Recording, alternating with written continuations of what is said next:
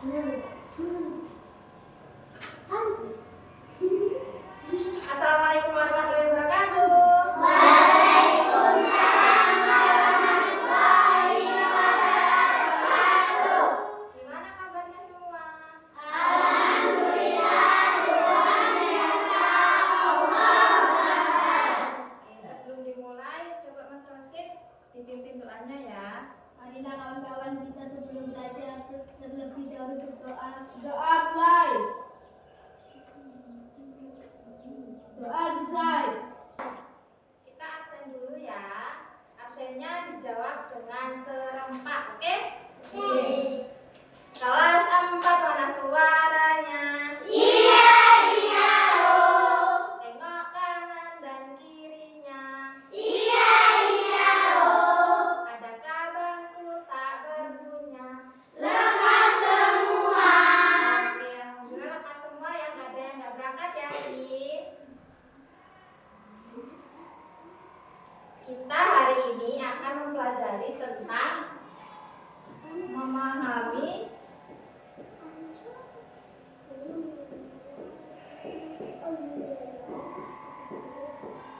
hari ini kita akan mempelajari tentang memahami bacaan. Apa sih memahami bacaan? Ada yang tahu nggak?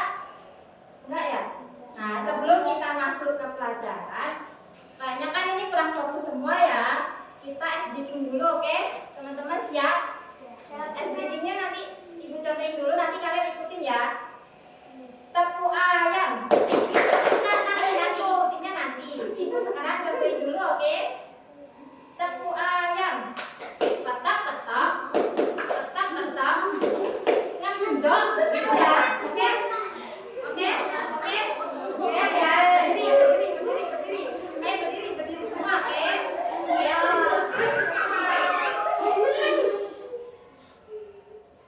Satu, dua, tiga. Tepung ayam. Petak-petak. Petak-petak. Ngendong. Terima kasih teman-teman. Oke, tadi kan kita hari ini akan mempelajari tentang memahami bacaan. Nah, bacaannya itu ada cerita rakyat. Di sini siapa sih yang suka baca cerita rakyat? Ayo. Siapa yang suka? Baca apa, Mas? Apa? Ayo yang keras dong suaranya. Enggak apa-apa. Cerita apa? Cerita apa? Aku segini. Oh, gimana? Bagus. Nah, kenapa sih kita itu harus memahami bacaan? Kenapa? Ada yang tahu nggak? Enggak.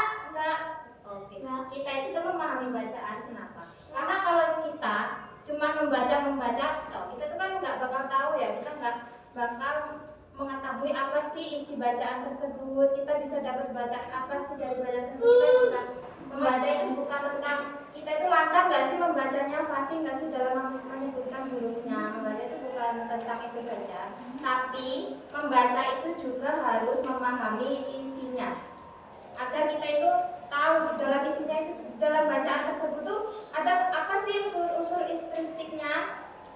Di sini tahu nggak unsur intrinsik itu apa? Ada yang tahu nggak? Belum tahu ya? Unsur intrinsik itu bagian-bagian penting yang ada di dalam sebuah cerita. Nah, itu ada tema. Yang pertama ada tema. Terus tokoh, sifat, alur cerita, latar, dan amanat. Oke. Tema itu apa sih? Tema itu berisi tentang ide cerita tersebut. Misalkan dia tuh idenya tentang cerita apa gitu, tentang kancil apa-apa gitu kan idenya. Di sini ide itu termasuk di tema. Terus selanjutnya adalah tokoh. Tokoh itu adalah siapa saja orang-orang yang ada di dalam cerita tersebut.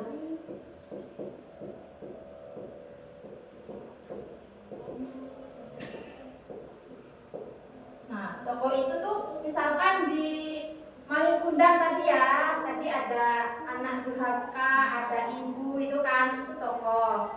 Terus kalau sifat tokoh itu sifatnya orang-orang ini. Misalkan tadi di Malikundang nih, sifat anaknya itu durhaka gitu ya, itu yang namakan sifat. Terus alur cerita itu alur berjalannya cerita dari awal hingga akhir.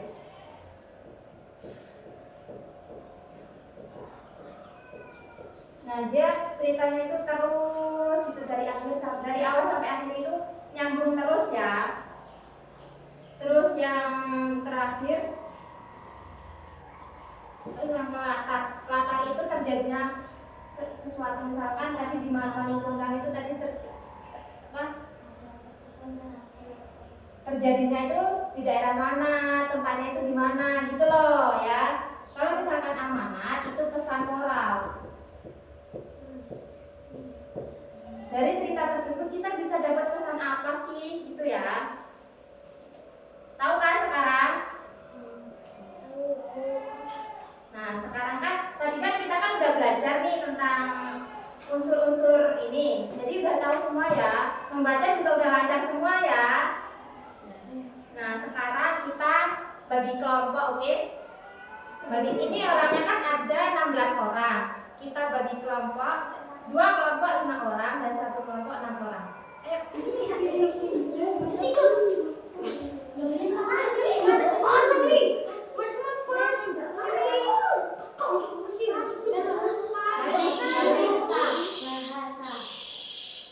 dibagi kelompoknya nggak bersih ya.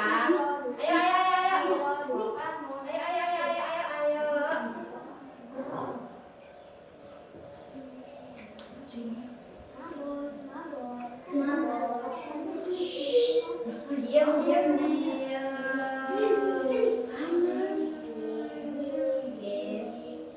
Di sini ibu ada cerita. Sebelum kita membagi ini, ibu mau tanya. Di sini cerita apa sih yang paling kalian sukai?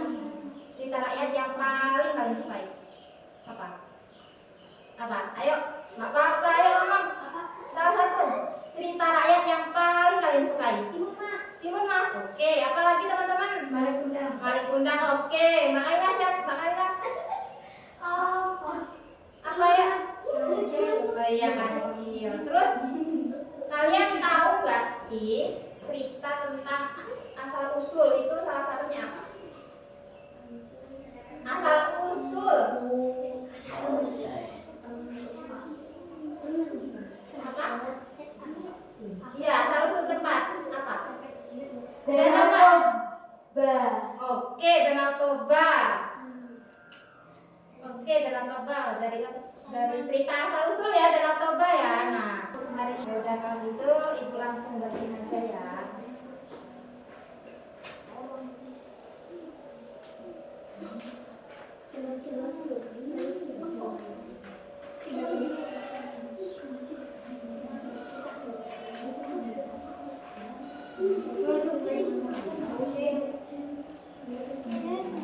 Oke, teman-teman baca dulu, teman-teman pelajari dulu, terus nanti langsung diisi ya, soalnya langsung diisi, oke?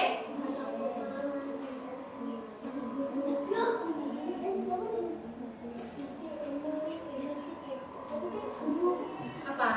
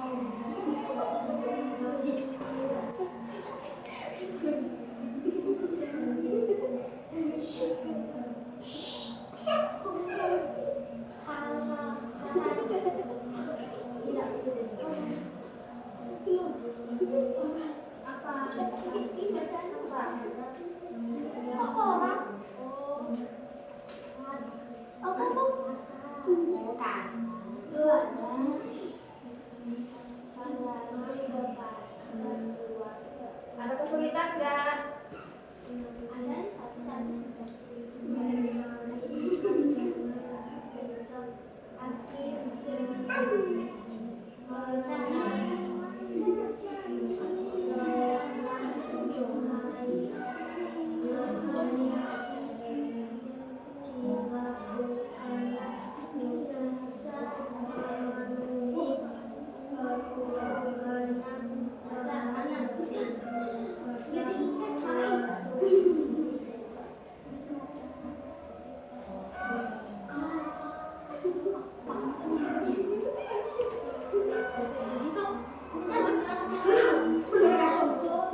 Sudah belum? Sudah?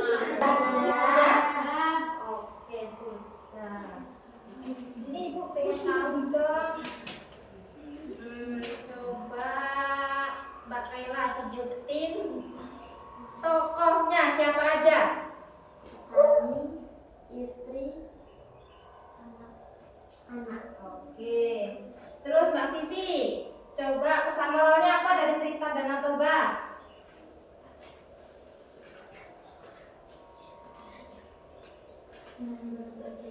Jangan melanggar janji. Oke. Terus sifatnya apa Mas Rashid? Yuk. Sifat dari tokoh-tokohnya. Oke, ada yang jahat, ada yang baik. Yang baik siapa? Yang baik siapa? Yang jahat siapa? Oke, Pak Tani ya. Oke, makasih.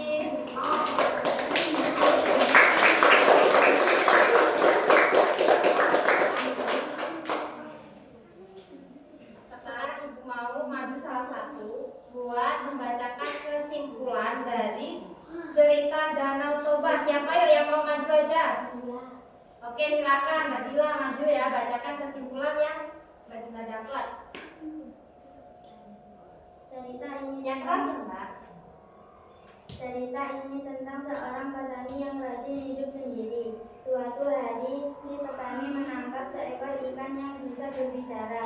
Ikan itu berubah menjadi wanita yang sangat cantik dan mereka menikah. Tapi istrinya berperan agar petani tidak boleh bilang kalau istrinya adalah seekor ikan. Mereka hidup bahagia dan mempunyai anak. Tapi suatu hari, karena marah, petani menyebut anaknya anak ikan. Ini adalah kata terlarang istri dan anaknya. Pergi meninggalkan petani dan dari tempat mereka pergi muncullah air yang sangat besar hingga menjadi danau. Danau itu sekarang disebut Danau Toba. Oke, makasih Mbak Dila. Tepuk tangannya yang meriah.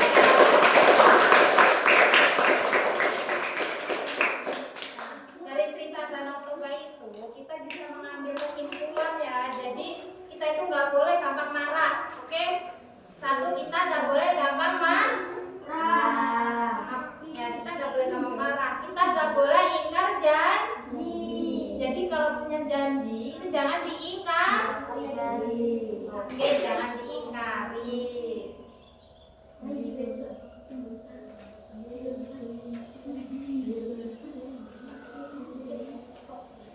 Oke, karena jam pelajaran kita kan udah habis, jadi Ibu selesaikan di hari ini di jam ini ya. Kita lanjut besok lagi, oke? Oke. Sekarang coba Mbak Kaila dipimpin doanya ya. Nggak apa-apa ya, pimpin doanya nggak apa-apa. Marilah kita bersama berdoa. Berdoa mulai. Selesai. Makasih ya buat hari ini.